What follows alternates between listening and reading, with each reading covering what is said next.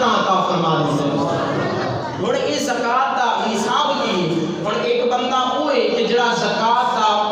حقدار ہے دین دا ایک وہ ہے کہ جڑا زکات نہیں ادا کر سکدا ان دا فرق ذرا ہن واضح کر کے سنو نبی پاک صلی اللہ علیہ وسلم نے زکات دا بہت واضح کر کے ذکر فرمایا میں مختصر بالکل اختصاراً تھوڑے جے وقت دے اندر تم کچھ ترتیب دس دیاں جہدے کولو 7.5 تولے سونا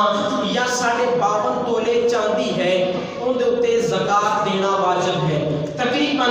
7.5 تولے سونے دی مالیت بنے گی 15,37,000 یا 15.5 لاکھ لاؤ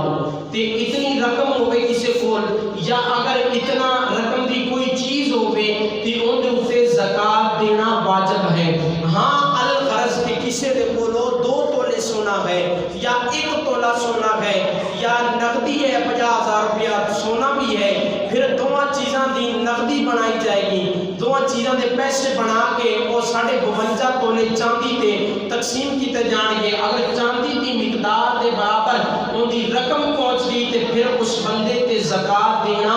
واجب ہے چاندی دی قیمت موجودہ ہے 22 سے 2300 روپے کے درمیان ہے تے اس واسطے اگر اس حساب سے دیکھا جائے 1,18,000 کچھ پیسے یعنی 1,20,000 روپیہ بڑھ جائے گا تے اتنی اگر کسی کو مالیت ہوئے ان دے اوتے زکات دینا واجب ہے اور دینی کتنی ہے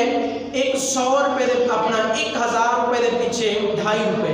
1 لاکھ دے پیچھے 2,500 روپیہ 2,500 روپے 1 لاکھ دے پیچھے زکات بنے گی ہاں مختصر کہ کسی بندے دے کولو 15 لاکھ روپیہ ہے